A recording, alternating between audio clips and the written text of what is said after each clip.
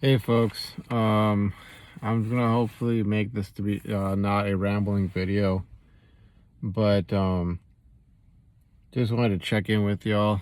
Don't know what's going on your end. My usual commenters, and followers and so on, but I haven't really done an upload in a long time, it seems. And I think last time I was just kind of like, um, ranting about some stuff that kind of seems irrelevant right now. I mean, if I ran into those folks, it might become relevant again. But anywho, um, life has a strange way of sort of bringing your focus back to what really matters or what you should be concerned about. Um, and I say that uh, before going on to state some pretty good news, to put it lightly. After what's been a long and arduous process of the last two and a half years. If you go back to fall 2022, when I started this whole process of repairing my academic record enough that I could, qualify for applying to graduate school. And I have been admitted now to the Master's of Science program in Biomedical Engineering at my local university, the one I went to for undergrad. I don't want to get too far ahead of myself. As always, I have to sort of be tepid about things. I've been very pleased with that. Might not seem like it. I think when I make these videos, I'm very like somber or monotone. But there have been, multiple times where it's like I'm upset to pinch myself, or I get like all really fired up and almost like do a little dance or do a little jig, where I'm like, I got in, I'm in the program. Um, it's a conditional acceptance, because I did my undergrad in a different field, and I'm missing one what they call transition course, but this one is one that's only offered at the university, which I'm planning on signing up for, this fall. And following my dad's advice. He told me to take just 6 units total. Um, I'm listening to that, so I'm planning on signing up for one graduate level course that will count towards the degree, and then the final transition course, just to clear my department conditions and be able to put in the first change of status form at the end of the semester. You got to get a B or higher in all your courses. But being able to do that, and then being moved from conditionally classified to classified, and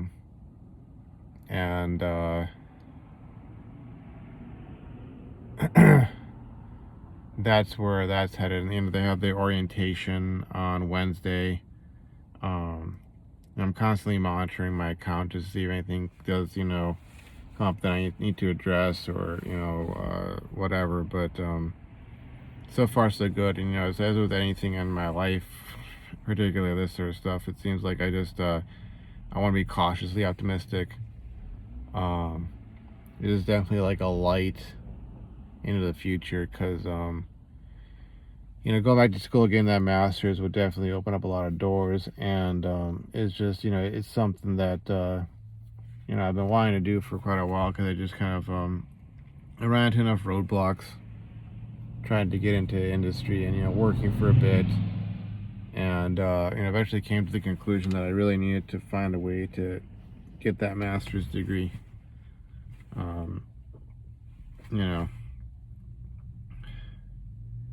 However, this is against the backdrop of having to meet with HR at the current job to hash out how I can have my schedule adjusted such that I'm, doing my 40 hours regular. I'm not dipping into overtime. And being able to still, take these couple of courses. And, this degree path is not directly related um, to what I'm working on right now. So there's that sort of deal, because I'm trying to pivot back into biotech, or, get into the biomedical devices space, or biomedical, anything space. That's really where my passion is at. And, fortunately right now, like the way the industry is, I mean, the way things are in general, it's in general, it's very hard to get a job, especially one that pays well enough. But biotech, biomed, those are especially being pretty hard hit. I think after all the COVID money dried up, things just kind of got really rough, and there were just like layoffs after layoffs after layoffs. Even recently, like I get contacted by some recruiter for one of these big biotech companies. I actually get contacted by multiple recruiters claiming they got some position open they're trying to recruit for. And, almost immediately in tandem with that, I run across some news. It pops up on my computer at work saying that they're having layoffs at that exact same company, which, it makes it seem like, and, I've been trying to fight this sort of mentality as I deal with, all these other sources of anxiety and concern.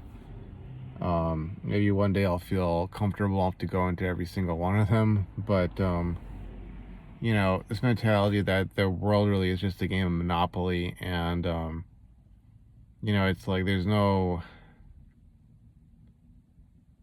clarity, there's no stability, there's no tried and true method of moving forward.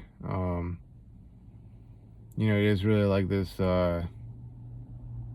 survival of the fittest kind of scenario that we live in. And fittest does not necessarily mean, in a moral or ethical sense.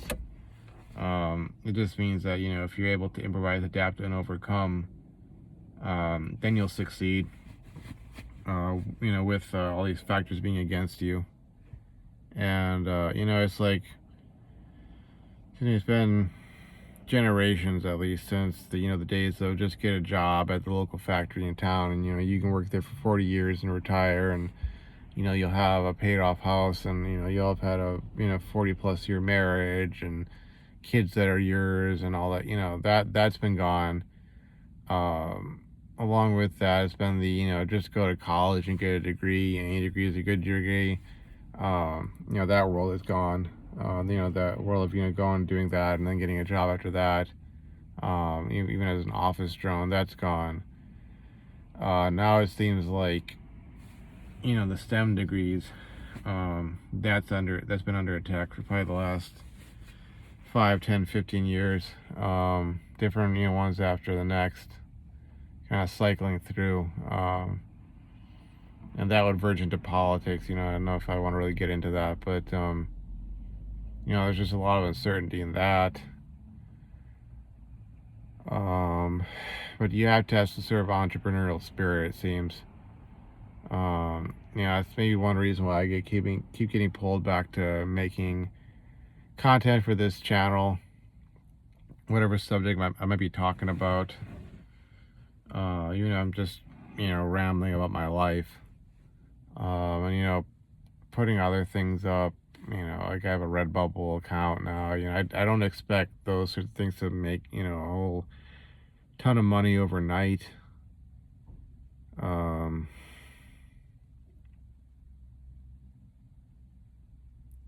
But it's like you have to do stuff like that. You have to have something else going on. Like I have a coworker talking about, going into, I think, driving a truck, like doing runs for people to deliver different goods around, the area where we all live in, and making money that way, or just other things, just having to find ways to do that. And, I think the biggest, on top of like the talking to HR to get my schedule adjusted, just the general state of the world, is the fact that, especially, particularly from that, I think that same coworker, and other people have sort of chipped in to sort of be like, the guy's talking sense, but he sort of fished information out of some of the higher ups at the company that we're working at, that there are layoffs coming to our company, or sorry, not our company, this company. Um, the irony is, if it's gonna occur at the time that he's saying, it would be a month about before I, start getting any sort of stock in the company, because I got, stock options, and it was like, oh, the classic, you gotta stay here at least a year before they start vesting, and it wouldn't be shocking. It would be dismaying, particularly if the company, went public immediately after that and was suddenly worth billions of dollars. But I guess what has happened is they've hired more people than they actually need. Classic overhiring.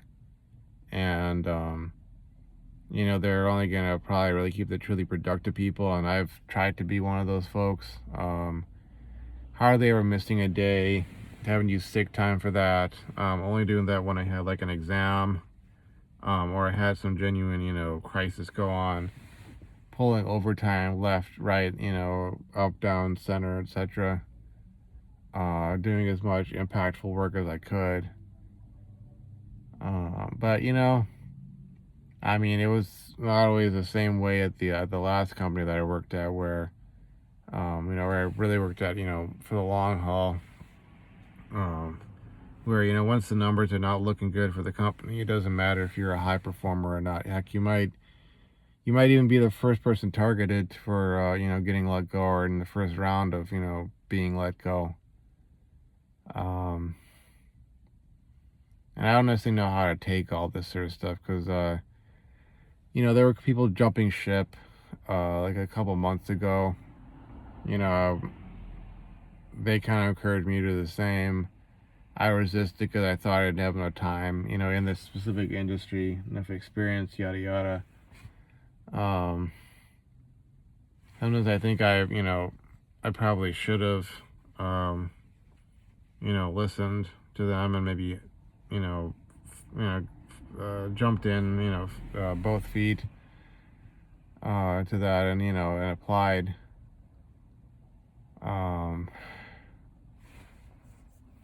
But I didn't. And so I'm having to deal with that, sort of like, not FOMO, but like, feeling like I missed out on what may have been a much better opportunity. Just the uncertainty that lies ahead, particularly since, like, if they're planning on doing layoffs, and I'm wondering, okay, if I'm asking for a modified schedule, is that going to put me on the chopping block first? They, they'll use this as an excuse to get rid of me. And if they do, am I still going to get severance and, unemployment, and how's that going to affect, so many other things. But it seems like it's like, it's I have some big leap forward, and then there's like uncertainty around, and I'm just thinking, like, okay, maybe if anything else doesn't fall apart, what about going back to school full time? Because my heart is leaning kind of towards that, if I'm being honest. I would want to lean into grad school and just doing really well and maximizing my connections there and my reputation there in a positive sense, and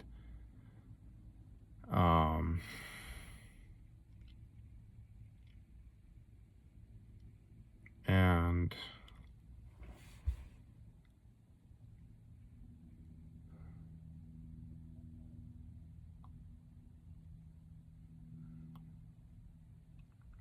I'm probably working the best that I could to actually get something lined up that is really, an engineering job, and has, decent job security, decent income, really get in on that. Though with all the things I said prior to that, it just kind of seems like that's sort of a um, I don't want to say an impossibility, but highly improbable. Just the way, just the way everything nowadays seems kind of like a like a grift and a trick and a scam. Um, pick your topic, pick your poison. It kind of all seems like a scam, and you know, living in a low trust society where everybody is really just out to get as much as they can out of the others. It's like I've heard this term used recently. Finessing the system, and maybe that's one of the things on top of all the other stuff I've talked about. Really, grates against me because I will go throughout my life being what I would consider relatively conscientious and feeling guilty if I, don't fulfill my promises, or if I feel like I've lied, or if I actually have, or if I'm not giving back enough, or I'm not working hard, or I'm not doing things the right way, so to speak. Um, at least what in the olden times, which feels weird to say in the olden times because I'm not really that old, and what I'm thinking about is maybe my family, a couple generations back, not even that far back. I'd say in living memory, what would be considered the honorable, expected, societally accepted, societally sanctioned way of doing things, in whatever aspect of life. And I look around me, and I can, pretty much literally look around me, and I can, see either people literally finessing the system, or I can see the results in the finessing the system. Like I look around here and I see a bunch of cars lined up, and I'm pretty sure that, you know, as well off as a lot of these folks look with all their cars, they probably don't actually own the car. Um, I wonder if they even have jobs. If they do have jobs, what that's like, or if they're all getting government assistance, or if they're getting like a mix of government assistance and earned income. Um, you know, I have relatives who finesse the system. My scumbag cousin. I think about. I said the other day to my dad. I hate being told that. You know, I'm paraphrasing a bit. I didn't say I hate being told, but in essence, I said I hate being told that I was the favorite grandson, or that my sister and I were the favorite, our favorite grandchildren, when the scummiest scumbag I can think of, is literally a pedophile and a rapist. When he gets to cavort around the world, on what amounts to a trust fund, and he's like, it's not just that he did all those horrible things, that gained him the title, but um, that he is quite literally like a parasite. Doesn't work a real job, mooches off of one relative after the next until they get sick of him and tell him, you can't stay here. We don't have the means. You're gonna have to leave. And then he just flies off to his next destination. Um, and travels the world. He's married. He's married. A guy who does those sorts of things and is, for all intents and purposes, a narcissistic sociopath. Has at least two kids. I think a third is on the way. I mean, he's living the life while having destroyed so many other lives. And it's just like, okay, here's a prime example.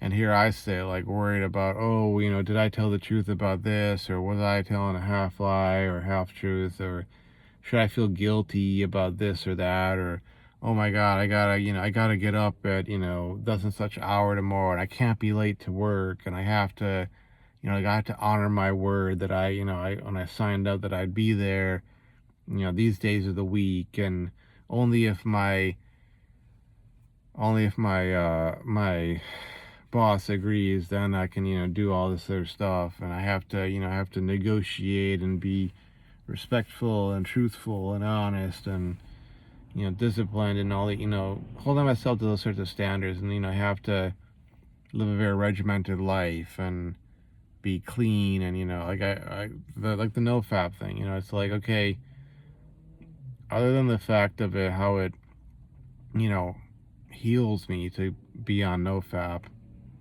and makes me far more comfortable in my own skin, so to speak. There's also that aspect of like wanting to be better. And you look around you and you see that so many people really don't, pardon my French, they don't give a damn. And they're doing just fine. In a lot of cases, they're actually doing better. And I'm sure there's, some folks who will say, oh, that's just appearance. They're just keeping up appearances. They're making it look like they are when they really aren't. But for every one of those, there's probably at least one or two that, are genuinely doing better. And, maybe the argument to be made is that, okay, you do things the right way so that you have a clean conscience. But, in some ways, I've really grown to like hate that mentality even. Like there's things I used to really care about or hold myself to that I don't anymore because I just had to become ruthless in those aspects of life. And all the while I sit here and I, as I say that, I also hate that I had to become like that.